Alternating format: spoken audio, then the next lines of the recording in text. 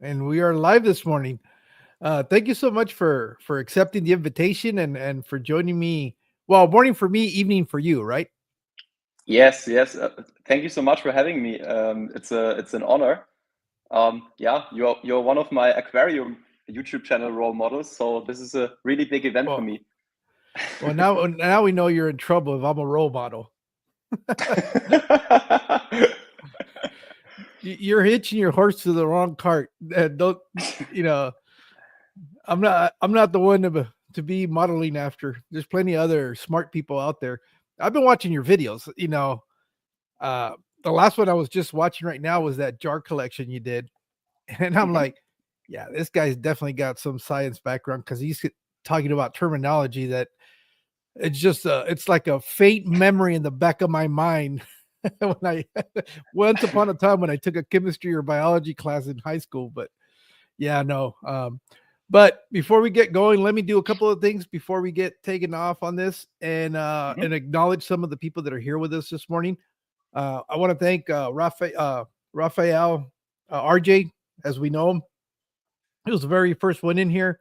And then we've got Ty from the Koi Pit. Thank you so much for joining us this morning. 3G, Greg, thank you so much. Excuse me. The Prodigal Aquarius, Don, thank you so much for joining us this morning. Elfish Tanks, David, thank you. And we got Fathom Aquatics, Alex, thank you so much for joining us. Skitty Nona, Sarah, thank you. Good morning. Land to Lake Aquatics, Latoya, thank you so much for coming in this morning. Um, Sailing Aquatics, Jesse, are you retired? Today I work shift work, and today happens to be my swing shift, and I don't go until 2 o'clock in the afternoon from 2 to 10. So yeah, I get What to I what are get you to play working? around with my schedule. Excuse me. What's your job, if I may ask? I'm a dam operator. A dam I work at a operator, dam. like a water dam to Yeah, water contain dam. what? We do Oh, except interesting. ours is not a hydro plant. We don't do electricity at our dam. The Mhm. electricity gets produced a few dams over, and Cool. they're unmanned. Okay. Well, they're remotely manned, kind of like what we do. But Mhm. yeah, there's a whole other department that does the hydroelectric electricity. But we just control the flow. That's all we're doing where we're at. Cool. Yeah, we actually have some natural dam builders coming back to Germany at the moment, beavers, because they were extinct here, and at the moment they are coming back to my region and eating away all the trees. This is quite interesting. I haven't filmed them yet, but I could film the trees a few weeks ago. It's very interesting because they were extinct here for like 60 years, and now Mhm. slowly they are returning. Super cool. Yeah. Let me finish up with these and we'll get started. Benjamin Peters, thank you so much for coming in. Shady Grady, Michael, thank you. Baja Fins, Henry, thank you so much for coming in. The Nano Aquarium guy, Jay, thank you. Aquarium Talk TV, Gordon, thank you so much. Ed's Aquatic and Exotics. Hey, Ed, thank you so much for coming in. I think that should catch us up. Um, yeah. Oh, Wally, Warren, thank you so much for coming in. Would that be? Oh, John. Okay, they're going to continue to come in, so we'll just get going because you know we got to get it started eventually. So before we get going a little bit, tell us a little bit about yourself, who you are, where you're located, that kind of stuff. Yeah, sure. Yeah, thanks again for having me. It's amazing. Maybe before we start, how do I correctly pronounce your name? Is it Jorge? Jorge, yeah, or George, Jorge. whatever's Or easier. George? Yeah, George is actually easier for me. Okay. yeah, I figured. Thanks again for having me. No, no problem, man. My pleasure. Without you guys, I wouldn't have a show. So if anybody has to be thankful, it's myself for you guys accepting my invitations. This doesn't happen without you guys saying yes. Yeah, so maybe since you gave one or two hints about it, about my science background, I'm actually I have a master's in science in bioeconomy from a German university, from an agricultural university. And before that, I did a business degree, my bachelor's in business. So before that was a little bit more boring studies, and after that, in a bioeconomy degree was very interesting. And I've been a fish keeper for I think 21 years now. So I'm 28, turning 29 this week, and I had my first tank I think with the age of 6 or 7. Because maybe a little bit background story, all my grandfathers were fishermen. My dad has a fish restaurant. My brother is a fisherman. So my whole family is about fish, but none of them was a fish keeper. And I'm more interested in the small fish, not as much the big ones. And yeah, I've been keeping fish for like 20 or 21 years now, and multiple kinds of fish. Like that sums it up pretty much. And maybe also interesting for you guys. I'm an entrepreneur, so I founded my one of my first companies 4 years ago. Something completely unrelated. We were selling robots in a subscription model here in Germany. To be more precise, lawn mowing robots, so you don't have to mow your lawn anymore. And now I'm working as a sort of like consultant, but in a non-profit organization here in Germany, in the southern part of Germany, to help startup founders found their business and not do the same mistakes that I did when I founded my company, so to say. Man, it seems like you've accomplished so much in such a short time. Yeah, well, thanks first of all. But actually, my company failed. So I think in the US you have more of a startup culture than we here in Germany. In Germany, that's actually a big thing. Failure is not such a cool thing here in Germany. So the company went into liquidation. I had to sell it in the end. Now it's all fine, but at the time it was quite an emotional phase in my life.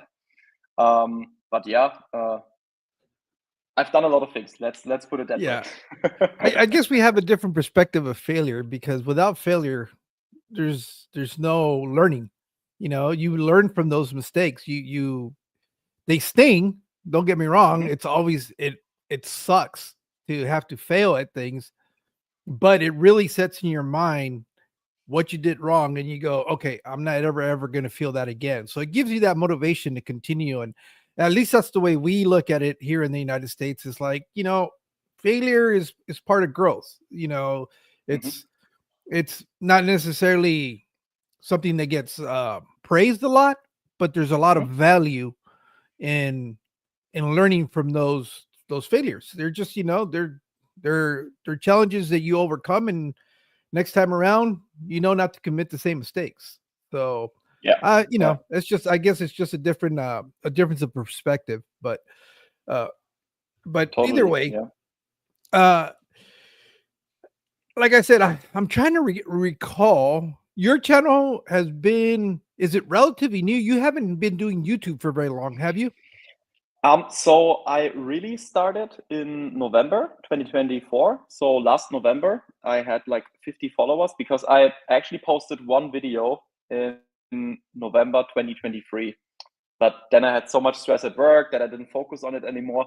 And then in November 2024, I thought, let's give it another shot. I was planning to get this big tank here anyways. So I thought, let's film it and put it on YouTube. And it really went quite crazy. So I gained like more than 700 followers within 2.5 months now. And the feedback is quite amazing. And also I learned a lot. Like, for instance, I didn't knew that there were aquatic springtails 2 months ago. Now I know it. And so many other things. Like, I'm also getting more and more involved in watching other YouTube channels like your channel. I think it's really valuable, really amazing. But also the Father Fish channel, and so many others. Lush and Salty is also a great channel from the US. And I'm getting more and more involved, and also more and more involved in YouTube and trying to build a community around it, because it's not paying me any money, but it's really something that fulfills me,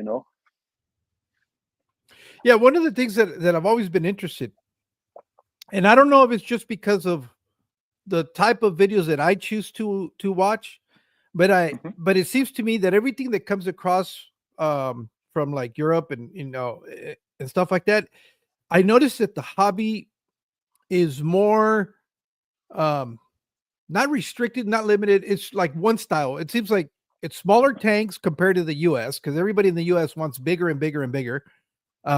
It seems like it's not as many aquariums, but everything seems to be planted. Is that kind of the style of aquarium keeping in in your area, or is it just because I happen to look for that type of video and that's what I'm seeing? Is that like a valid assessment of what the hobby's like in Germany? I I would say so, yeah. So if I remember, like every 10th or 1 out of 10 friends has a fish tank. All of them are planted. Maybe not as much plants as this one here, because also this is quite expensive and takes a lot of work. But I would say all the freshwater tanks are planted. Saltwater is a completely different side of the Mhm. hobby. I'm not into saltwater, especially for financial reasons. Yeah. um, yeah, but I would say we go more for kind of natural, small scale tanks. Also because our houses are not as big, I think. Mhm. So in the US, I read some statistics. I think you have way bigger houses, way bigger apartments. That's also maybe one of the reasons. So in my flat, I have now 4 tanks. Maybe I can get one more, but then I can't put the tanks anymore. Um, or nowhere anymore. Also because my fiance probably wouldn't allow it. But that's another topic. Yeah, but I would say um, planted tanks for sure, more natural style tanks. And I've watched a lot of videos from US YouTubers that have tanks without any plants in them, or plastic plants, and sometimes even without soil. And to me, okay, maybe for breeding, for keeping the fry until a certain size, that's okay. But other otherwise, it's kind of, yeah, not so cool for the animals, I think. Like, and Yeah, I if I know, look at your and tanks, yeah, the other thing that I think that. I also kind of noticed is Mhm, that are cichlids not as or I guess let me rephrase that, because there's small cichlids, like the big cichlids, like Oscars, like jaguar cichlids. Are those popular there in Germany, or not as much? I think they are popular, but with a little older people, like Mm. people who can afford them, because you need a huge tank for an Oscar. Oscar gets like this size. Mhm. I can't say in inches because I don't know how to calculate it instantly. Oscars are quite common. We have a lot of huge catfish, like plecos, but huge ones, really huge ones. Of course, discus fish, angelfish. Angelfish are huge in Germany, I would say, and discus fish. But for all of them, I never kept angelfish or discus fish or Oscars, because you really need a huge tank to keep them in an animal friendly way, I would say. And I think they are also quite demanding when it comes to water parameters and all of that kind of stuff. Yeah, maybe you can comment on that in a second. But what did I want to say? Cichlids, African cichlids are, yeah, they are super common here in Germany. Like the Pseudotropheus variety, the one with the blue stripes, the mouth breeders. You find them in every fish store, and Okay. they are just amazing animals. Yeah. Yeah, so I guess that would be a limiting factor for you guys, because you that was one thing that I did notice, that a lot of the European cities tend to be smaller places to live in. In the United States, it's interesting because since the United States kind of grew from the east to the west, the Mhm, highest population density in the history of the United States always happened on the eastern side of mhm, the country. So it got really dense, and housing is a little bit smaller in those areas, just because of the way it developed, the country developed. And the further you mhm, moved out towards the west, well, obviously the more room there was, and people just kind of had a little bit more of a ability to spread out. So you'll notice it, like we're talking about, like New York City, Boston, um, Maryland, all these areas that are they're mhm, historically the origins of the country, have higher population density, so they'll have similar homes to what you would find in Europe, where they're a little bit smaller. But the mhm, more you start moving west, and the more land's available, the houses tend to get a little bit bigger and bigger and bigger, to the point where you have homes that have, several acres, and it's just one house. So yeah, crazy. it just kind of allows for a different type of experience, because of the possibility of what you can do. Like, for example, I'm in my garage, and that's the only reason I can keep this many aquariums. it's because I have that space available. Not everybody has Nice. a garage where you can kind of play around with. So, but those are the things that I did notice. But I was always curious because I've only seen a few store tours done. Well, and then again, that's just from people that I know that are in America that go travel to Europe and they tour these stores. And that's how I come across them. But I hardly ever see other than some of the smaller species, discus, of course, angels. You always see those. That I was curious about the bigger fish because I don't they don't seem to be as prevalent as they are here in the United States. Well, yeah, I think in the pond hobby maybe it's very different because Oh yeah, every fish store has also like a huge koi section. I don't know how it is in the US. not as well. No, I'm not going to say that because, but it's you can go to a lot of the local stores that I go to, they do carry koi, but they're smaller koi, and they're not Mhm. the koi that fetch thousands of euros in your case or dollars in mine. Yeah, Um, when you enter like a German pet store or fish store, like a little bit larger one, usually they have a koi pond at the entrance, but indoors, and there's a huge catalog, and it just starts from 5,000 euros upwards. And I've never seen anyone buying these koi, but it's quite interesting because people love going there just for seeing the kois. And I think it's maybe also like a pricing strategy for them because in the back they have the smaller koi that costs then maybe 80 euros, like $100. Maybe it's that, but kois are really big in Germany and they are also living here in the wild. Because in Germany, like the nature is, there's not a lot of predators here. Like we don't have big birds of prey. We don't have alligators or something. We don't have snapping turtles. We don't have like the largest maybe predator is a catfish in the wild, and that leads to koi surviving when you release them. They usually survive for years in the local lakes, and that's quite interesting because sometimes you see just koi randomly in natural lakes, which is quite interesting. I don't know how it is in the US if that would be possible with all Now, the nature do that you you have guys there. consider that an invasive species problem, or they're not causing any ecological damage by having those invasive koi? I don't think so because I mean, strictly biologically speaking, they are just carbs, right? Hmm. There are some different varieties of carbs in Germany. So I think biologically speaking, they shouldn't be invasive. We have many invasive species here, actually. Um, Aquafunk is asking where in Germany I'm at. I'm in Heilbronn, which is at the Neckar River. Yeah, in the south of Yeah, he Germany. was stationed in the military in Germany, so that's why he's asking. He's kind of familiar with Germany. Interesting. Would be interesting to know where he was stationed. I was living close to a US military base. Was right next to my university actually. So, anyways, the invasive species. So we have sunfish, for instance, from the US that are you find them in every lake, and fishermen really hate them because they always say, yeah, they eat all the fry, and no predator from Germany can eat them. But they are by now just a part of nature in Germany, I would say, and they taste amazing. Actually, I don't know if you ever tried one, but you can just fry Yeah, them no, in I one haven't. piece and eat them. I haven't. I haven't. It's funny because even though where I currently live is the desert, but we're surrounded by so many different waterways because we're literally right on the Colorado River, Mhm.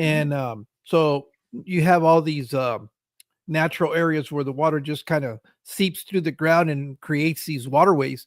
And they're full of fish out here. Everybody goes out fishing. It's a big sporting thing out here to go fish. Nice. And everybody asks me because I work out there. It's like, oh, where are the good fishing spots? I go, I don't know because I don't fish. Uh, and everybody goes, how can you work out there and not go fishing? I said, I don't know. It's just it's never been. It's I'll tell you why it is. There's a lot of mosquitoes, and I hate mosquitoes, and I don't like it being bit by mosquitoes. So, and then it's always hot. Out here it's in excess of 45 degrees in the summer, and I'm not gonna go stand out there and try to catch a fish and get eaten by mosquitoes while I'm waiting to catch something. So no. Wow. Here's here's Funk's responses to where he was in Germany. Schweinfurt. Wolfsburg. Yeah, That's where he his son doesn't was remember born. how it's spelled because I can't recall either of these cities. But Schweinfurt is a city and Wolfsburg is a city. Maybe he's referring to them. Where in the US are you located, George? In the state of Arizona. Okay, yeah. Yeah, Is it we're in the all Sonora year Desert. round? Yeah, okay, good. Well, like right now, I think what is it? We're saying that we're having a cold snap, like it's really cold. It's 49 degrees Fahrenheit. I don't know what it translates to Celsius, but it's not that cold compared to the rest of the other country. Where you right now, there's people that are, like negative degrees right now because they're having a Yeah. really cold front. But out here, we have a thing where we have visitors from the north of the country, like Canada Mhm. and the northern part of the United States, that'll come and spend the winter down here because for them it's like springtime compared to where they're originally from, and we call them snowbirds because they migrate like birds. Ah, nice. And we laugh because we think it's cold, so we'll put on a jacket and long pants, and Mhm. they'll be walking around in short sleeve shirts and shorts like it's springtime for them. But that's because they're used to that weather. But once the temperature starts coming up, it's 9.4 Celsius is what it's currently right now down here.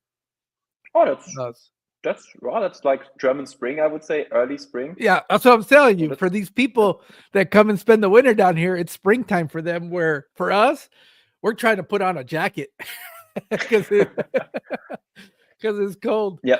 But Here yeah, at the no. moment here in my area it's freezing. So if you took a look outside, all the roofs are freezing. I'm living in the fourth floor of an apartment building, and everything is frozen outside, and it's very slippery even. And that's like it will get colder until end of February, and then the short German summer will come back. So is Germany typically cooler? It doesn't get very hot. The temperatures there in Germany. In the summers, it can get really hot. Like it's I don't know the Fahrenheit numbers No, because well, what's the Fahrenheit Celsius? it's like 40 degrees, Oh, okay. 42 degrees, absolute maximum, several days. But in Germany, it usually gets really humid also. So Oh, you just sweat. Like in the summer, 4 or 5 months, you just sweat and then you freeze in the winter. That's German weather, basically. I was going to ask you, are you familiar with the Shrimp King? I'm No, trying to not remember yet. his name. I think it's Lucas. He used to be or I guess he still is, like a heavy metal musician that got into breeding shrimp. He's Nice. yeah, and he's there from Germany, and I know I don't know if you're familiar with the Aquarium Co-op. It's a Yeah, store that yeah. okay. Well, Corey was out there. He took him to some hot springs out there in Germany. I don't know where it's at. I didn't pay that much attention, and it was really interesting because it was the middle of winter. You could see everything's frozen over, and they had convicts that were that Ooh. were that were being I guess bred in these hot springs, and they were thriving because they were living just far enough away from where the water was coming out that it got down to a temperature where they were able to survive. And that was so interesting. I guess it's considered a problem because they're an invasive species. You shouldn't have convicts in convict cichlids in Germany, period, the natural Yeah. waterways. But they've managed to stay localized just because of that phenomenon. They have that hot spring that'll come out, it'll travel a little bit down the ways, and it'll cool off enough where they're just in that section. I thought that was so interesting to watch. So that's I why I was I like, think I watched it. Yeah. The I don't remember the YouTuber's name, but the video is quite interesting. And there's not just these cichlids, there's also guppy fish and black mollies and some other life mollies. bearers in there. So Yep. and they get huge there because they just have so much water to grow. It's quite insane. Also in Germany, in the city where I'm from, we had a nuclear power plant. Now they turned it off, but the exhaust water is always hot, that they put into the Rhine River. and you could really tell that the perch in this area, they got like three times the size of the normal ones in colder regions, because they just have this warm water where they can grow way quicker. Yeah. Oh, Chris. I can never pronounce his last name. It's Luke Kemp, I think. Chris Luke Kemp. Um, Yeah. he's known as the Shrimp King. Here, I'll put it up on the screen for you, so you're not having a. And he's got a YouTube channel. I guess he's real popular down there for breeding shrimp. Um, I think he does neocaradinas and caradinas, and real big. I don't know what city in Germany though. I mean, I'm not even going to try to guess. And he started doing little live streams. Really interesting because his knowledge of the species is really interesting, and real down to earth guy. You would think because he was a celebrity rock star, he would be a little bit pretentious, but no, the guy very humble, very and this is I haven't met the guy, but just by watching him on camera, and it's just so interesting though that he went from like one extreme of being like a heavy metal rock star to a guy that keeps shrimp. It's a bit like Mike Tyson, who was a celebrity boxer and now is breeding pigeons Yeah. and smoking Yeah, but weed every he day. bred them growing up as a kid too, though. But yeah, that's kind of like that's a pretty good comparison. But I will check it out. Thanks for sharing. So I also kept crustaceans through the last like maybe 10, 15 years. And I discovered Neocaridina shrimp like 1 year ago. And I just love them. They're very easy to breed, actually. I don't even check the water parameters or anything. It's relatively cold water, like 20 degrees Celsius. And these guys, they just keep reproducing, especially the orange sakura variety. I'm not sure if you're familiar. Probably yes. Amazing. And I even got my fiance got me magnifier glasses, so I can really look closely at them. And this is the best. Yeah, they're pretty sturdy, the neocaradinas, but what the only reason I don't keep the caradinas is because they need softer water to be able to thrive. And our water down here has a lot of minerals, so it's perfect for the neocaradinas. I'm assuming that's the same thing with the water there in Germany. It's pretty rich in nutrient and minerals. Yeah, okay. Exactly. So basically, I haven't checked my water parameters in like 2 or 3 years here, because I only get species that tolerate the water parameters that we have here. But in generally, the hardness is relatively high, especially here in the Rhine and Neckar region, close to the rivers. Geographically, I don't know why, but it's the case. And so African cichlids, they really do well in these tanks. So you just put them in there, and after some time they reproduce. And I think if you had softer water, this wouldn't be as easy. But this is dangerous half knowledge here from my side, because I never check the water parameters. I don't know how you do it. Do you do like these chemical tests or? No, I learned immediately that I had really hard water because anytime we would get evaporation on the aquariums, you always had that the calcium develop on the glass. You're not going to get that unless you have a lot of minerals in your water. So knowing that we have very hard water, and unfortunately, it also kind of limits me as to what kind of species of plants I can keep, because some of them don't thrive in that real rich mineral water. But I keep the ones that I know that do, and they do fine. But that's okay with me too. I don't have a problem with that.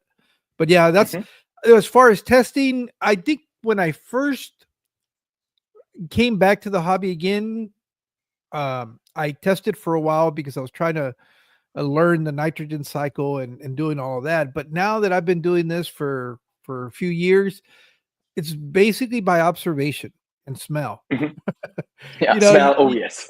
You look at the behavior of your fish is a good indicator of something when something's wrong. Because I tell people that are not in the hobby is you learn your fish behavior. You know how they act when things are normal. There's certain things that they'll do that you're so accustomed that you recognize as being normal behavior. But when things are off, you'll notice that they do things that are out of the normal. Like, for example, if I come in and they're all up at the surface of the aquarium and it looks like they're gasping for air, then I know something's wrong. And that's when I'll probably test. I'll test just before I do a water change, just to kind of make sure that I'm addressing the right issue. It could be an excess of ammonia in the tank or something. But a lot of it, or if you see your fish that are constantly scraping themselves, they call it flashing here in the United States, could be my pH dropped. And it's possible because I keep a lot of driftwood in my aquariums.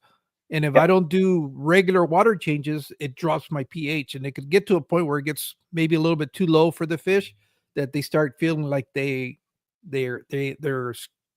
itching. But it's just a way of them trying to. It's just they're just indicators. Those are the things that I look for. And the other thing is smell. When things are balanced and normal, it shouldn't smell like anything. When they're not, when you start picking up odors, then that's when you start trying to investigate what's going on, because something obviously is not right. Yeah, and often very simple things help. Like sometimes I have this change of smell when the filter is not or the how to say the point where the water gets out of the filter doesn't point to upwards, and there's not enough air coming into the water. You often get like bad water parameters, I assume, and then simply changing a little bit of the water and putting the filter further up, or the pipe of the filter already helps. Like, and I have the feeling like often some YouTubers, or especially people who put advertising on YouTube or also on other social media, they often advertise you need chemical A, B, C, T, put in your tank when this happens or when that happens. And I often think it's like just to scam people or just to make money. And if you put one chemical in there, you instantly need another one to balance the first one, and then you need a third one, and they make more and more money with that. So I think basically to keep like a natural style tank with easygoing species like this one here, you don't need any chemical. I never put any chemical in there, like any artificial fertilizer or anything, and also no CO2 fertilization. Like I saw different philosophies on that on YouTube already. I would be curious how you think about that. I don't use CO2 just because I have too many aquariums. If I try to do CO2, I would be spending a lot of money trying to run all the aquariums that I have on CO2.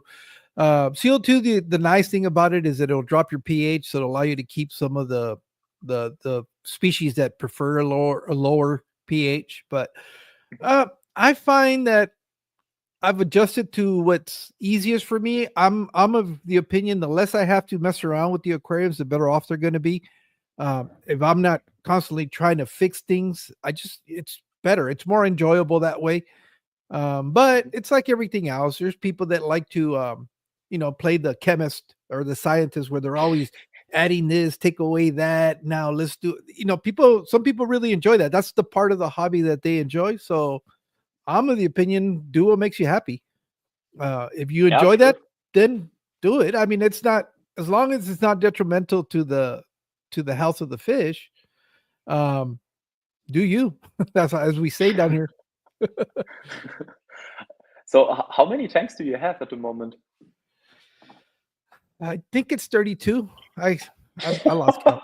Yeah, but they're all different sizes. The biggest ones are I have one there and one over there. They're 48 inches the front, 24 inches deep, and the only difference is the height. One of them is like 30 inches tall, and I think this one's like 25 inches tall. So it's like 125 gallons for one of them and 150 gallons for the other one. And then from there, they're all smaller, kind of like the ones you have behind you.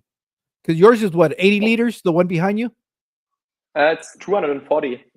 Maybe I can okay. Stand up because it's a lot bigger. I think it's an optical illusion. It's yeah, it is. It's just far behind in the back. Yeah. Yeah, it's far enough. Yeah, I guess my bigger ones would probably be about the size of that.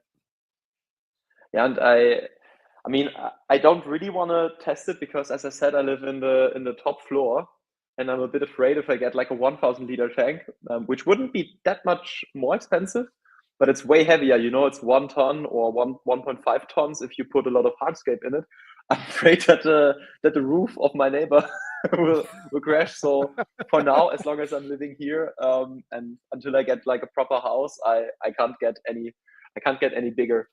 But my goal actually in like some years would be to get really like a pond, and put a greenhouse above it. Because in Germany, you know, in the winter it gets -degrees, everything is freezing, and then put African cichlids in there. That would be like a dream, and to be able to swim with them, like in a really big setup. But that's so expensive, and you need a lot of land for that, basically, and a good negotiation with your wife. So yeah, Yeah. that's a plan for the Yeah. future. You know, it's interesting how we take for granted certain species of fish, because I hear that I guess African cichlids are very desirable where you're at, and I'm assuming because they're hard to get. Down where I'm at, you can't get rid of them because everybody breeds them. There's so many out here. And I hear this also in the United States, depending on what part of the country they are. There's people that don't have access to them and would love to have them. Here, Mhm. you can't even give them away. There's so Wow, many. People crazy. have so many African cichlids. You can't even give them out for free. People won't want them because everybody has them. It's But always interesting, that dynamic, when you learn, you know, certain areas, stuff that you take for granted that you have so much of that you don't really value it. Other parts mhm. of the world, they're like hot commodities. It's like, oh, we really want that, and it's just we always want what we can't have. This is very true, but in the special case of African cichlids, I think it's justified because there's so many reasons. They're like, if you build the tank in a way, um, that it can look very similar to a saltwater tank, I think, because they're so colorful, and they also look and swim like saltwater fish, I think, sometimes. And some of their breeding behavior is so interesting, like the small snail varieties that breed inside snails or snail shells, super interesting. And also the mouth breeders. Like, I don't know if you keep them, but if you watch this behavior, you can't stop watching it. It's so interesting, and the colors are so amazing. The only more colorful thing is, I think, saltwater, but yeah. Yeah. Yeah, the only Africans I keep are Neolamprologus multifasciatus, the shell dwellers. They're the ones that, Ah, yeah, nice. those, and I like them. I mean, they're not the flashiest. They don't have a lot of color in them. Mhm, But I find what you said, the behavior of them raising and making their homes in little shells. That mhm, to me is very interesting. And I have this tank that was intended for growing out corals. It's like a mhm, frag tank. They call them frag tanks out here. I don't know what you guys would call them, but they're designed to do that. Well, it just so happens to be the perfect profile tank for these fish, mhm, because they always swim in the bottom portion of the waterway, the shell dwellers. They mm. don't go very high and up to the surface. So this tank happened to be perfect for that. I'm gonna see if I can turn this over so you guys, you see it right there. That one right Ah, there. yeah. So it's relatively, Yeah, yeah. It it's looks like really, a really typical low. coral. Yeah. Yep. That's exactly what they were made for. They were to grow out corals. But I saw another YouTuber that was doing the shell dwellers in that, and I really liked it. And finally, I got my hands on one of those and set it up perfect for those. And I love it. I like it because as you can see, it's up on the second tier, and Yeah, it's yeah, almost yeah. eye level to me. This one back Oh, here, it's almost eye level to nice. me, which is perfect So because I you, could stand there, yeah, and I'm just kind of looking at, and they'll go down and stuff like that. That's probably one of my favorite. Well, that's not true. They're all my favorites. That's why I have them. yeah. But that's the one that I really enjoy watching too, though. But I always wanted to put them together with my guppy fish, because I think if you have enough guppy fish, they won't eat all of them, and sort of a natural balance will exist, because the guppies are more like these surface hunters, and Mhm. the small cichlids. I forgot the name of them. The Neolamprologus multifasciatus. We call them multis for short. Maltese. Yeah, multis It's or shell easier. dwellers. Shell dwellers. They live in shells. That's what That's the other term that they use out here. But there's so many species that do that. So these we just call them short multis, and a lot of people know what you're talking about. Not everybody, but can you keep them with any other community fish, or is it? I haven't tried. Difficult, right? Supposedly you can't, because they tend to be pretty aggressive towards other, because they're so protective of their hides.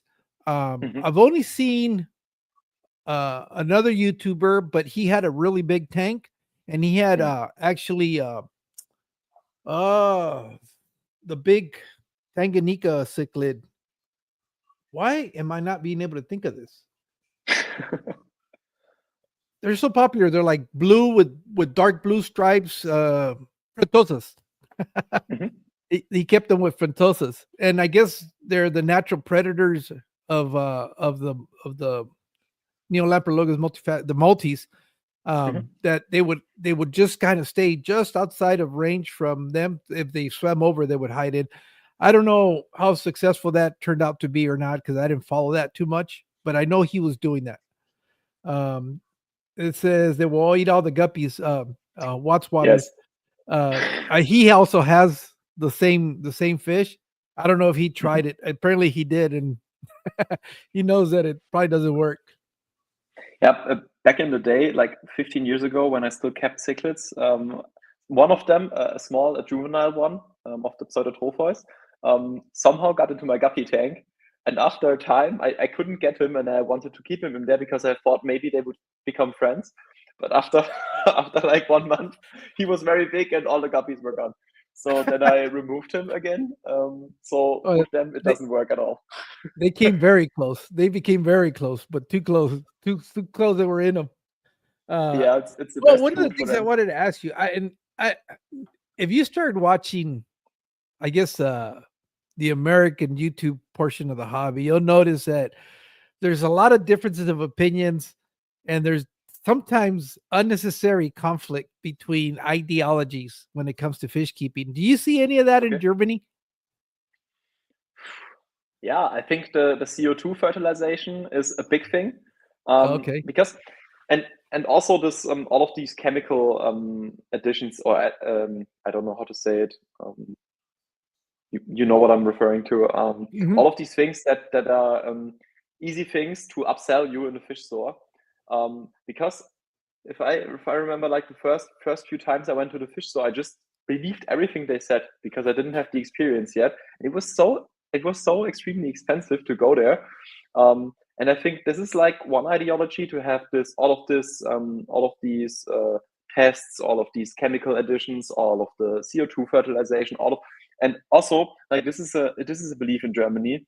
I don't know how it is in the US, that you can only get hardscape from the store, that you cannot get it just from nature or from a riverbank or something, which is complete nonsense. Like, but this is something that I only noticed like 2 years ago, or realized 2 years ago, although I studied bioeconomy, after watching Father Fish, because he says just put dirt into your tank.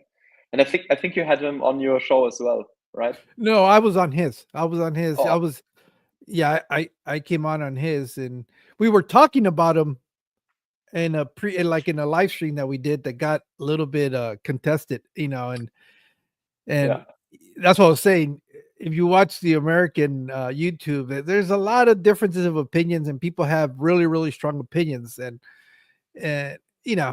whatever, it is what it is. But I tend to be more open and willing to listen and learn. I always feel like I can learn something from everybody, and maybe there's some valid points that they're bringing up that I can probably incorporate them to what I'm doing. I don't know, unless I listen.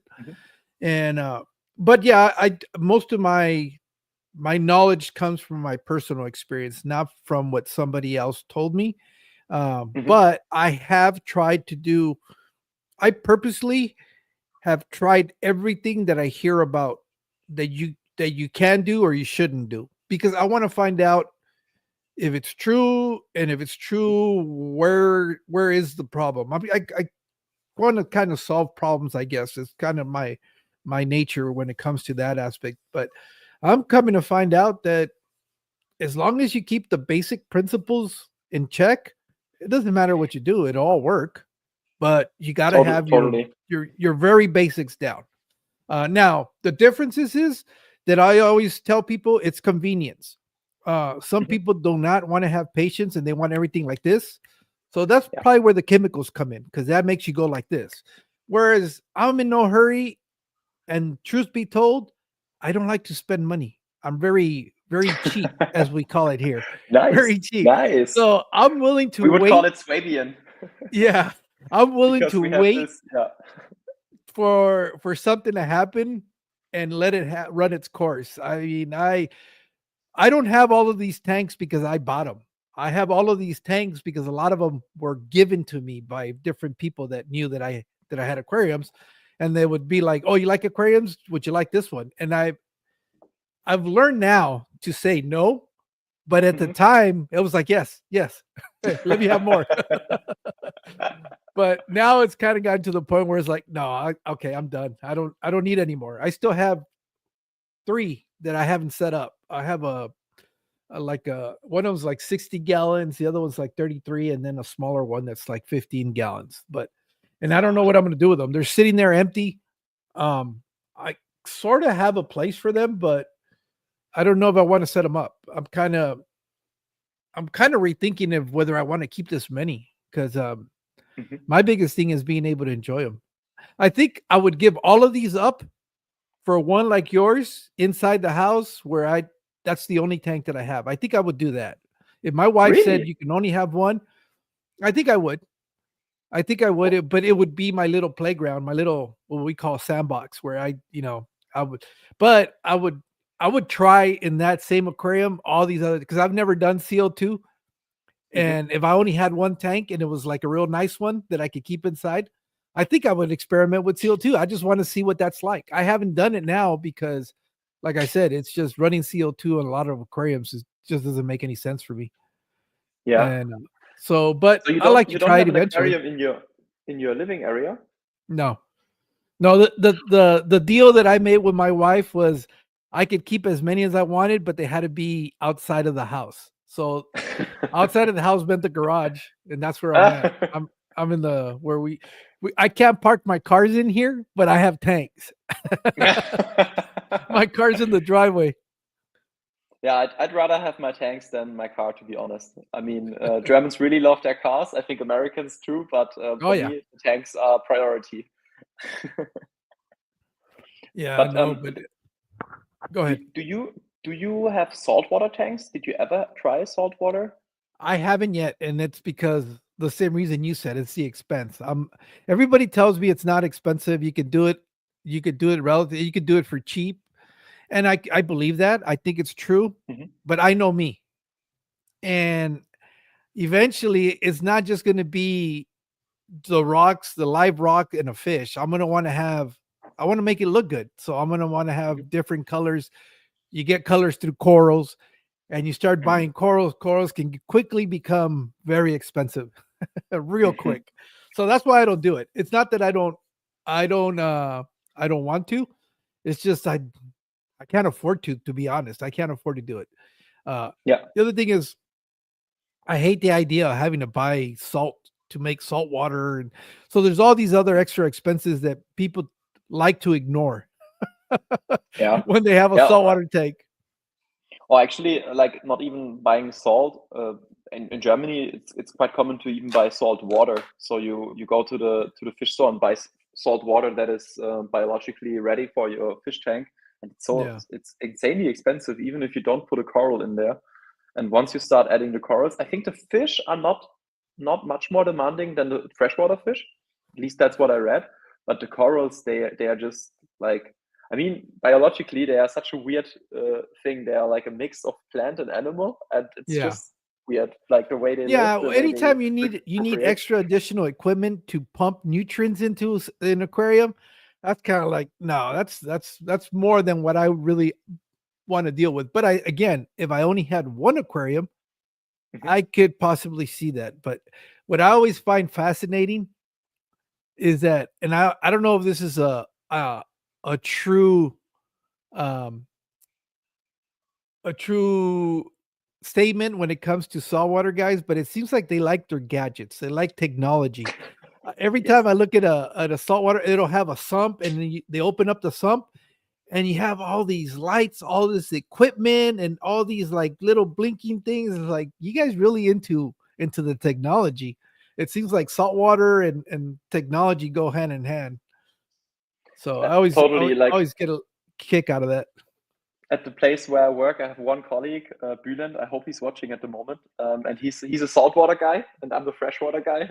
And we have 40 employees at the company, and nobody else has an aquarium. And we are always talking about aquariums, obviously, like at the lunch table and stuff. And yeah, it's you need so much technology. You need a protein skimmer. You need special light. You need all of these not pumps, but these Wave makers. wave makers, and it all adds up. And I think you can't even use the same tank. I'm not sure if you could use the same tank for freshwater as like for Yeah. Well, saltwater. they do it. A lot of people do it down here. I don't know. I don't know why it would be any different. They're basically the same Okay, box. I mean, then that was just the wrong assumption from me. But well, the thing is with saltwater tanks, they tend to be a lot more sleek or elegant. Mhm. I guess they don't have a lot of you won't see these black frames so much on saltwater Yeah. tanks. They tend to be a little bit more looking like this, where they don't have anything that'll obstruct your view, and those tend to cost a little bit more money. Yeah. So Yeah. Maybe, yeah, that's it. So you don't necessarily need another one, but you would probably get a more expensive one. And in the end, it's like a tank this size would be like this tank, everything included. It's a new tank, was like 600 euros. That would be $800, I think, or $700. I think saltwater, anything upwards of 5,000 euros or $6,000. So, and but for me, I can't afford it. Like, I'd rather buy a new car or something, or go on a huge vacation, than doing this. Yeah. yeah. I don't think I could convince my wife that I want to spend in excess of $1,000 in an aquarium. If you know, impossible. yeah, I don't think she's gonna buy that one. But no, again, it's like, I mean, I kind of like my current situation, but if it came down to someday having a downsize, I wouldn't have a problem with it. I mean, I think eventually it'll come to a point where you just kind of go, all right, I've done the multiple tanks. Now Mhm. I want to do maybe one or two that'll be something different. If I really wanted to get into the aquascaping, well, you Mhm. have to you only really, if you're gonna do like the competition aquascaping, it demands so much attention that I think it's better if you just have one or two that you can focus on. Where these are all, I guess, quote unquote natural style, because I'm not going in there trimming stuff and not doing a whole lot of that. I just let it do what it does and go with it. Um, This is the where best. I mean, that's why I named my channel the way I named it. Uh, yeah, yeah, um, but that's kind of what I like. I mean, once in a while, I'll take stuff. I was watching the one where you're talking about that you hated having to move the plants, but you also want to be able to see your fish. And I was like, yeah, yes. I can totally relate to that. But for the most part, if you were able to see the videos where I show them, you'll see that, like right now I'm looking at a tank and I got jungle val all growing in the front panel. This one here too. And I don't have a problem Mhm. with it. If it gets to the point Yeah, where I can't see, yeah. If it gets to the it's the point where I same can't see, basically. then I'll just move it back so that I can see. But uh, yeah, I don't follow any of the quote unquote guidelines that are out there for scaping. No, I just let it do its own for thing. the for like aesthetics. Yeah, Yeah. I actually I had to clean this tank, so I left work a little earlier today because I wanted to get a tank ready for this video. But also, like, I cleaned it and put in some shrimp 1.5 weeks ago, and removed almost all of the Vallisneria. Like, I have two varieties in there, or two species. Basically, the normal Vallisneria, the thin ones, and one variety is called Vallisneria australis gigantea. And I Mm. never kept it before, but it's growing insane. Like, if I had one leaf there, it's like the leaf is like this size, and it's growing in circles through the tank. And within 1.5 weeks, and there's no CO2 or anything in there, the whole tank was filled again. So I had to remove everything from the front again and cut back the leaves. And sometimes I feel like a hairdresser in this tank, really, because I put so much soil in it. But that's also something that I learned, that you don't need to buy in the fish store. Basically, this aqua soil is nice. It works. The plants like it or love it. But what I just do now is I buy pond soil. So it's relatively fine. The substrate is relatively fine. So you can buy it for like 10 euros for 25, 10 euros, $12 for 25 kilograms. So it's like a huge pack. And then I just buy, how's it called? Sand for children to play in the sandbox, which is also another like 10, 15 euros. And this all the substrate that is in there, and the plants, they grow insanely. You really have to separate both layers, otherwise the nutrients are in a disbalance. But if I knew this before, I could have saved so much money in my youth, because I spent every euro I had on aquariums. Yeah, I'm very fortunate because of where I live, and this is what you were talking about, the whole thing where you have to buy everything at the store. I've actually done videos where I go out into the desert and I go pick up rocks. I go pick up pieces of driftwood from out there in the desert. And this is all I don't buy that stuff. I have access to all of this stuff for free out here. I don't boil it. You know, people say you got to boil. I don't boil it. I just put it in there, wait till it gets waterlogged, goes down, and then I'll put it where I really want it. Sand, I'll take buckets, and then I'll take a little strainer, and I'll separate the different sizes of material, and that's what I use. And yeah, I use a lot of potting. We call it potting soil, and when I run it through the same sifter to remove all because in potting soil you have a lot of pieces of wood, dead leaves, and stuff like that. So I run it through a little sifter, and just get the fine stuff, separate that, and use that as my substrate. And I've learned over the course of doing this that you don't need to have a 1-inch thick, like Fatherfish says, where you got to put all that's too much. If you do that, I don't care how thick of a sand cap you're going to put in there, you're going to have a lot of problems with algae. So I've learned to either mix it in with another inert substrate and cap it off with sand, or just put a real thin, just like where it just covers the bottom of the aquarium, and not do like the what is it, 3 centimeters that he says you're supposed to put in there. No, it's I just 2.5 is 1 inch. Yeah, that's the only one I know. Yeah, so I don't do that. I just enough where it covers the glass of the bottom, and then I'll cap it. And I've found that to work just as well. And then eventually, like everything else, you're going to have the waste from the fish that'll get down in there, and then it'll start. I keep Malaysian trumpet snails, the ones that look like little, and I have them too. Their natural behavior is to go into the sand, burrow down, sleep in there, and then they'll come back up.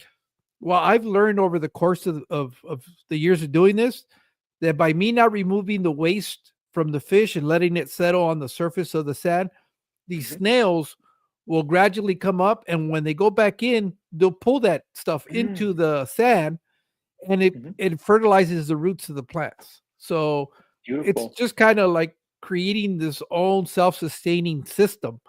And you know, they don't look very nice, because I'll come in here and that entire glass panel will be all those little snails in there, like when I turn off the lights at night. And then but those are the same guys that are helping me continue to do that cycle of drawing the waste into the bottom where the roots need it. So beautiful. They're kind of self-sustaining, and I've learned that just from observation. I don't have any scientific proof to say that that's really happening, but just from observing this over the course of the years, you know, a lot of I've done it where, as a matter of fact, this aquarium down here, that one down there, it was nothing but sand and gravel, nothing, no nutrients in it, because I wanted to see if you could grow plants. And I put Vallisneria in there. And it took it probably about 6 months for it to start sending runners, but it started doing it eventually. So Wow. if you give it enough time, you're going to get enough nutrients in that inert substrate that the plants will start growing. They'll once they start finding the nutrients they need, they'll start expanding. And then once it did, it went crazy. It just started growing out. Now, at the time, that used to be my bristlenose pleco breeding tank. So if you know anything about that particular species, they produce a lot of waste. So that's why it didn't take, well, quote unquote, it didn't take very long but 6 months is still quite a bit of time. But and for me not having to add anything to it, it's relatively a short time.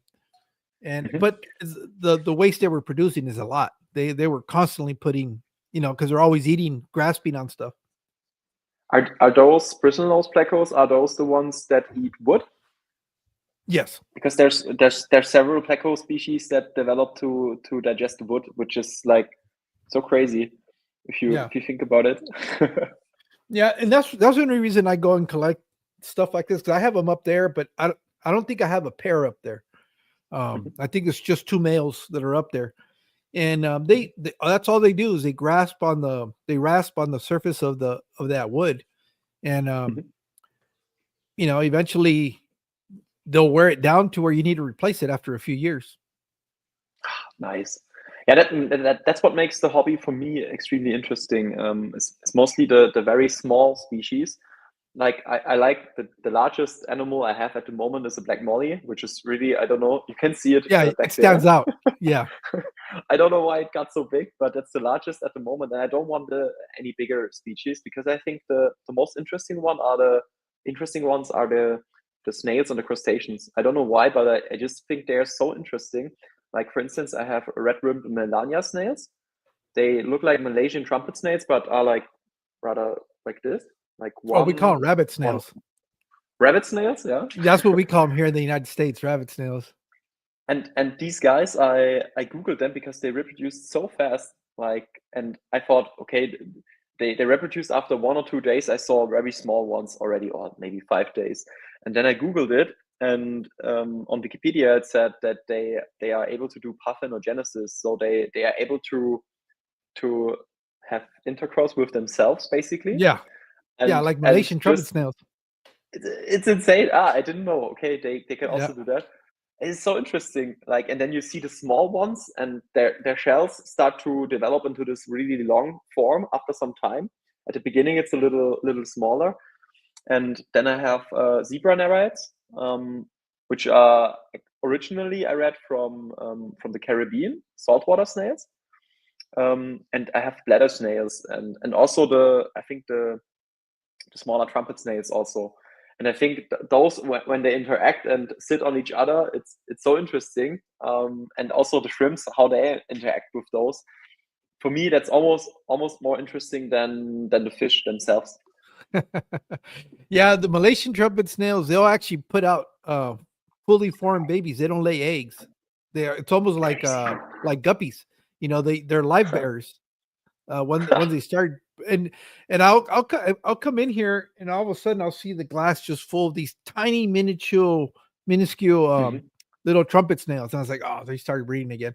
But they're easy to control because you just don't feed your aquarium as much, and that's why I like snails, because it's a good indication if you're overfeeding your aquarium, you're going to have an excess of snails, and I guess depending on what you're doing, some aquariums I'm trying to grow out fry, so I tend to put a lot of food in there, and I'm kind of happy I have those snails because they'll consume all that extra stuff. But once I want to pull back on that, I just quit feeding, and eventually they'll die off or starve out or whatever, or they just don't breed as much, and the numbers start dwindling down. So they're just it's another way to use them as indicators as to what you're doing.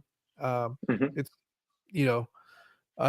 but yeah, no, I don't have a problem. A lot of people don't like them, they don't like the way they look. I don't know what it is, but Mhm.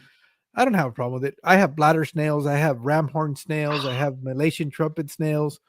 Um, I have nyrite and nerite, except those don't reproduce in freshwater. That's the only thing. They need salt water, I guess, for the eggs to be able to hatch.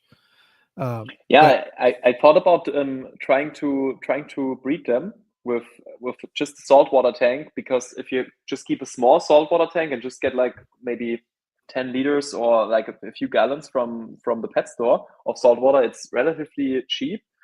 And I read that if you put them in there and they lay the eggs in there, then sometimes they can hatch. Just out of curiosity, I would want to do it, but yeah, I'm not yeah, it's sure the if it same would thing like work. a mono shrimp. A mono shrimp need the salt water to be able Oh, to hatch out the shrimplets, and then you have to ah, keep them in there for a certain amount of time until they grow out, and then you can convert them over to freshwater. cool. That's I've seen people get them to the larval state, but I haven't known of anybody that's been successfully to get them out of the salt water into the freshwater and grow them out. I guess they're pretty hard. It's not an easy fish to be able to do that. It's interesting because Amano shrimp themselves, just keeping them is quite easy going, I would say, and they get very old. Like I had an Amano shrimp, I didn't even know that it was in there anymore in the tank when I moved from the old tank to the new one here in the back. And it must have been in there like 4 or 5 years at least. And the tank was at my parents' place still, so I really didn't put so much care into it, and it just survived in there. So for some reason they at least in my case they seem to be quite hardy, I would say. Yeah, okay. Yeah. Yeah, they do fine. I was going to ask you. I know you said you have your coworker who has the salt water and you have the fresh. Have you guys been trying to convince each other to start him trying to get you to convince to start the salt water and telling him to start a freshwater? Yeah, So who do you so think is going to win? Who's going to win that battle? he's always saying that once he gets his new tank, I will get his old saltwater tank, and then I would actually start with the saltwater. And I hope he does it. Maybe he hears it. Bülent, if you hear this, please do it. Um,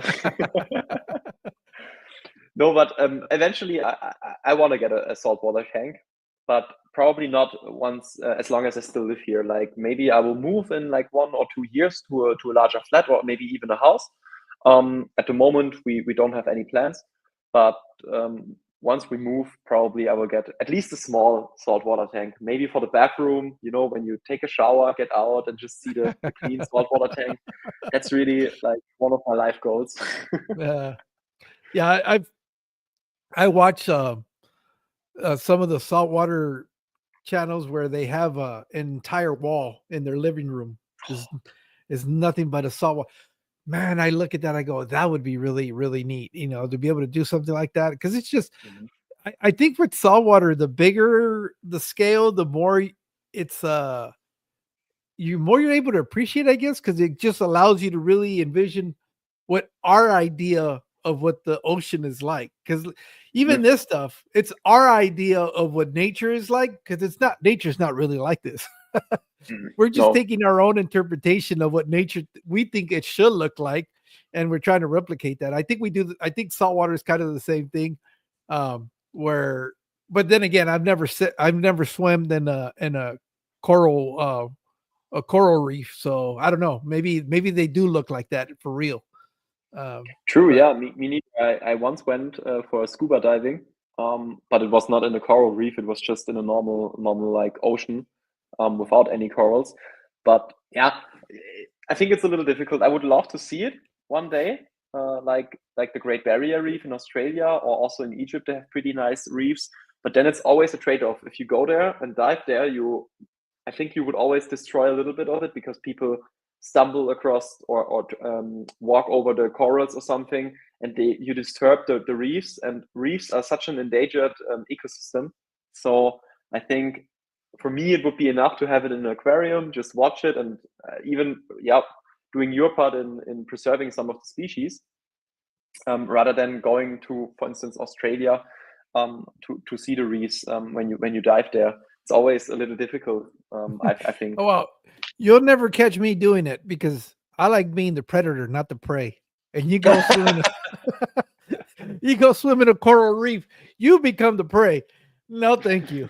I like being the apex predator, not the prey. But this is also a question I wanted to ask you. Do you eat fish in general? Do you like fish? Yes, I do consume fish, but it's mostly farm raised stuff like tilapia and stuff like that. Hmm. Not. I mean, I could go. We have bass out here Mm. in the waterways that I could go, but again, I don't want to be standing out there. I think if our well, actually, this time of the year is probably where I would go fishing, but I don't think because it's so cold that a lot of the fish are not necessarily biting. I don't know. I don't know enough. Oh, I don't know enough to. I'm kind of speaking on information I don't know, but because I'm not a fisherman. But I do notice that I don't see guys out fishing this time of the year so much. my Uh, brother, he's fishing all the time. Like shout out, I think he's also watching. Shout out to Manuel at this point. So he's fishing every day, every night when he doesn't have to work because he runs a fish restaurant. Also, so he can't go fishing all the time, but in every spare minute he goes fishing. And I think there's some seasons where you're not allowed to go for certain kinds of fish. Like we have perch here in Germany, and during their breeding season, it's not allowed. And he's only going for the predators, basically. mm, So for catfish, for perch, for all of these kind of for bass also, and we have we have some of them here in Germany, and everything in Germany is highly regulated. I think that's one of the biggest differences to the compared to the US. And also even like we live directly to the border to France. So okay. on the one side of the Rhine River, it's Germany. On the other side, it's France. In Germany, you need a license to go fishing. It costs insane amount of money. It's so difficult to do it. Like the license is more difficult than the driver's license.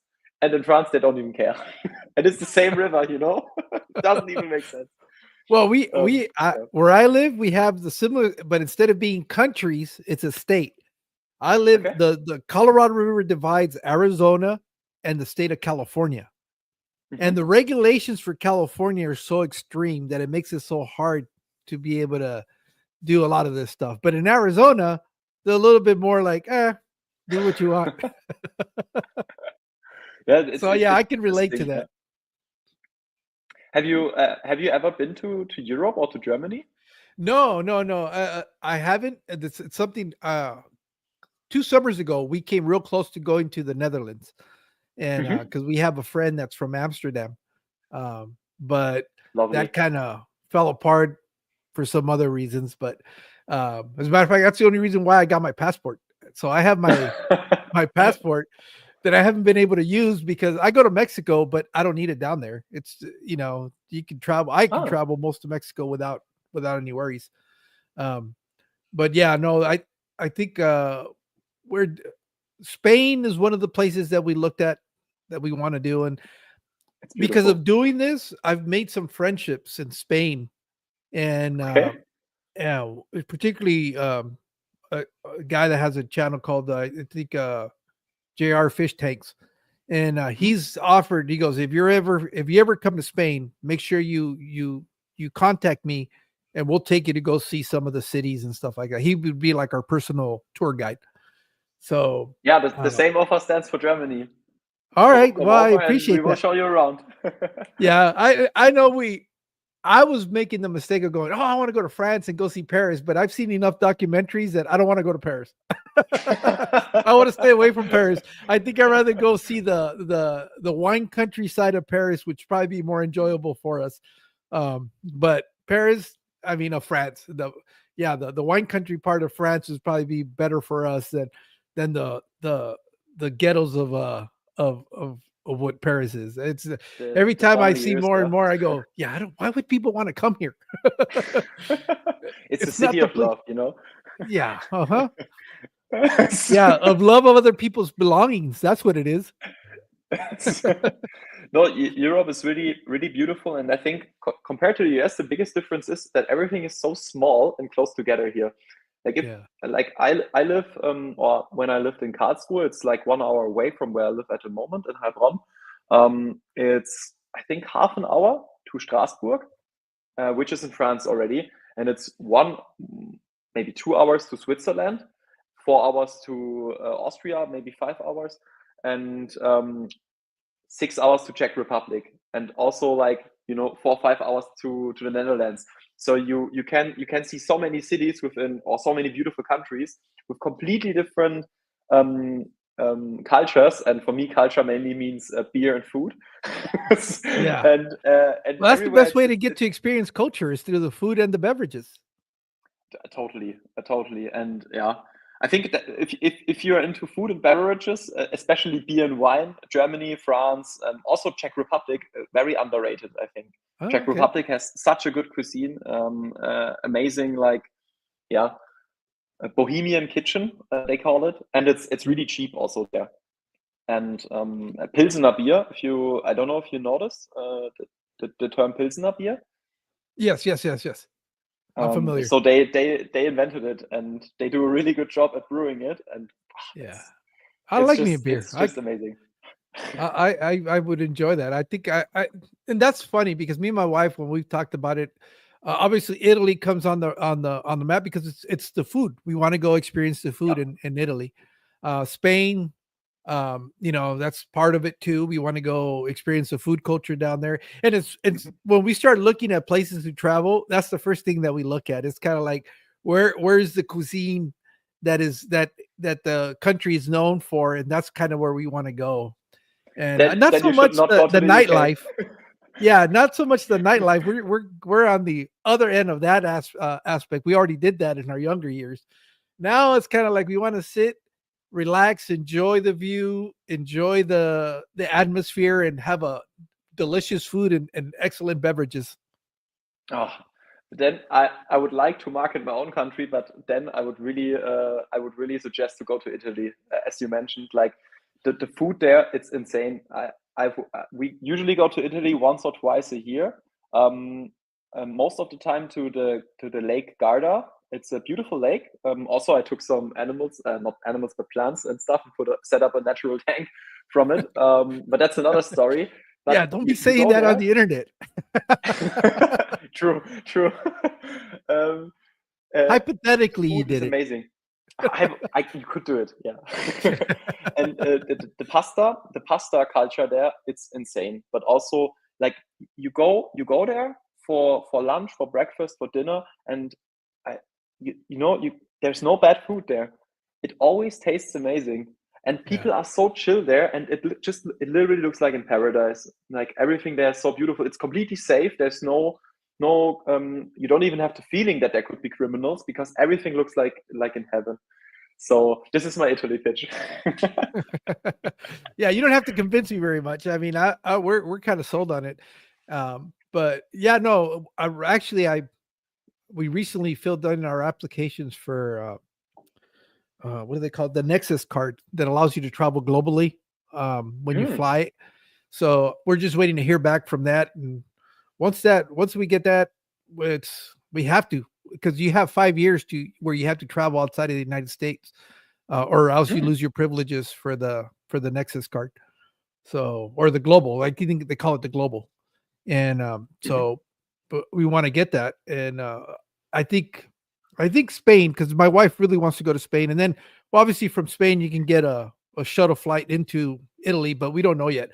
The problem is trying to, because we've never been there, is working out the logistics as to where to go, where to stay, because this is all new to us.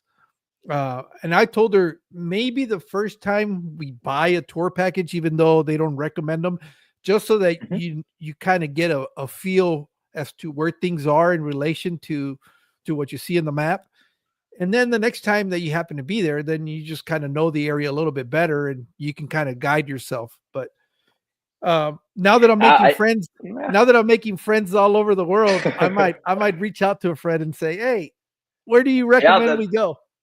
Please do, because actually my fiance Selina, she's working for a huge travel agency, and so she always plans our vacations.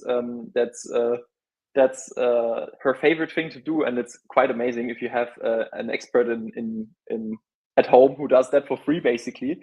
And what we do usually when we go to Spain or Portugal, we go there usually every year, every other year. She also lived there for half a year in Portugal. And we usually go there and get a rental car from Hertz or from Sixt or from another rental car company. It's quite cheap, get the full insurance and everything, and then you can just drive through all of the countries, because in Europe there are usually no border controls. At least for European citizens. I don't know how it is for US citizens, but usually just drive through. And with that, because I would say it's relatively safe to drive there, there's no like huge criminality or something. You can just hop from city to city and just get the next best hotel. And we wanted to do that in Brazil as well, but that was a terrible idea. Yeah, because no. there it's actually dangerous to do that. So you can't do that. But really in Europe, in Spain and Portugal, for instance, or in Italy, it's the perfect countries for road trips, I think, at least. Yeah. Yeah, no, but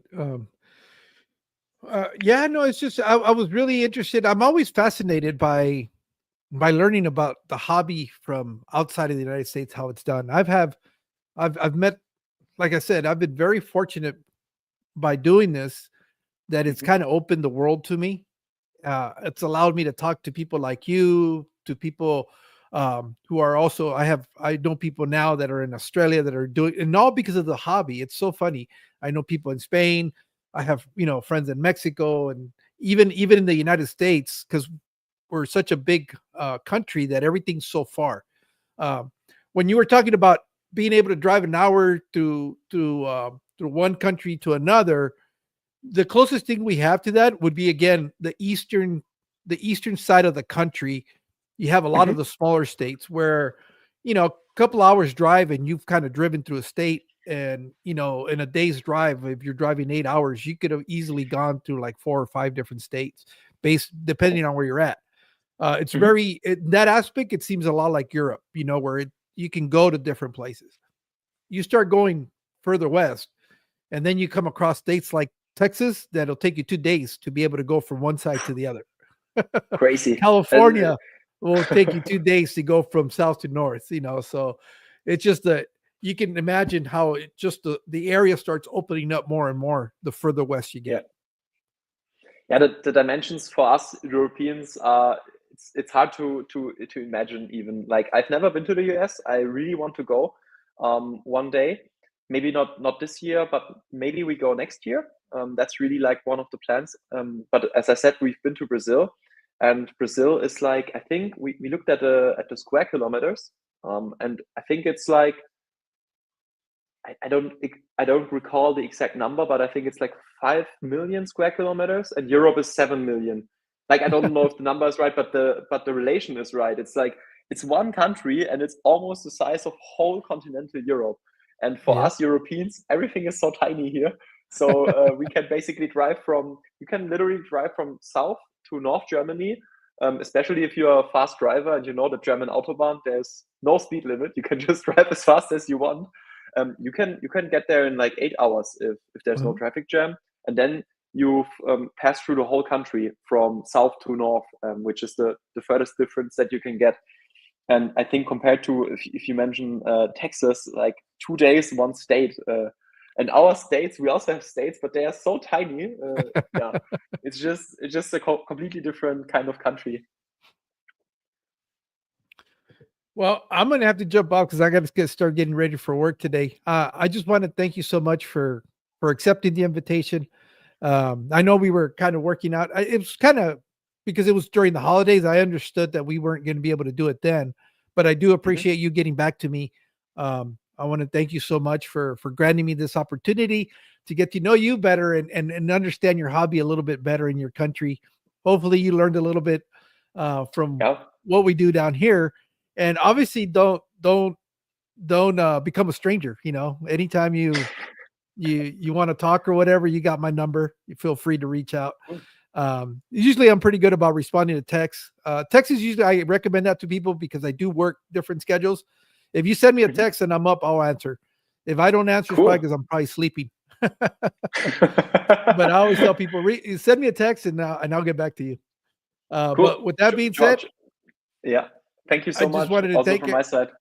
Oh yeah, and before I'll let you finish up real quick, but I just wanted to thank the people that were here watching us today. There's a lot more people that joined in as once we got started out. But for the people that want to find you, um, what are your social media platforms other than YouTube that they can find you on? That's it, just Only YouTube. YouTube. Only Okay. YouTube. All right, and I know your YouTube channel was pinned at the top of the chat, and I know a couple of people dropped your link. So if you guys, I really recommend. I know I talked about his channel when I did the plug, but it's really interesting. I love your camera work and how you go about recording your videos. Um, it's something that I wish I could do myself, but I'm not. I'm too lazy when it comes to trying to edit stuff, and I admire you guys that have the patience to sit there and be able to take footage and all mend it all together. I applaud you guys for doing that. I have a friend of mine, a really good friend of mine, who's always trying to convince me to do this. He's helped me out with a couple of videos, and he goes, "It's so easy." I am just so stubborn and that I don't do it. And but it doesn't mean I don't enjoy watching your guys' stuff. I appreciate the work. Now that I'm doing this, I really appreciate the amount of time and work because I can understand now. When I see it, I go, "Oh yeah, that wasn't just him sitting there and recording this. There's some thoughts. You're looking at camera angles. You're looking at lighting. It's just a whole other gamut of stuff. But at the end, the final product is worthwhile the time and the energy put into it. But yeah, with that being said, I want to thank you all for coming in. I know it's a weekday and it's kind of a weird hour, but I always try to make it so that it works for my guest and be able to bring you interesting people like Ethan. And we'll see you guys later, and thank you, and see you guys in the next one. Thank you so much for having me.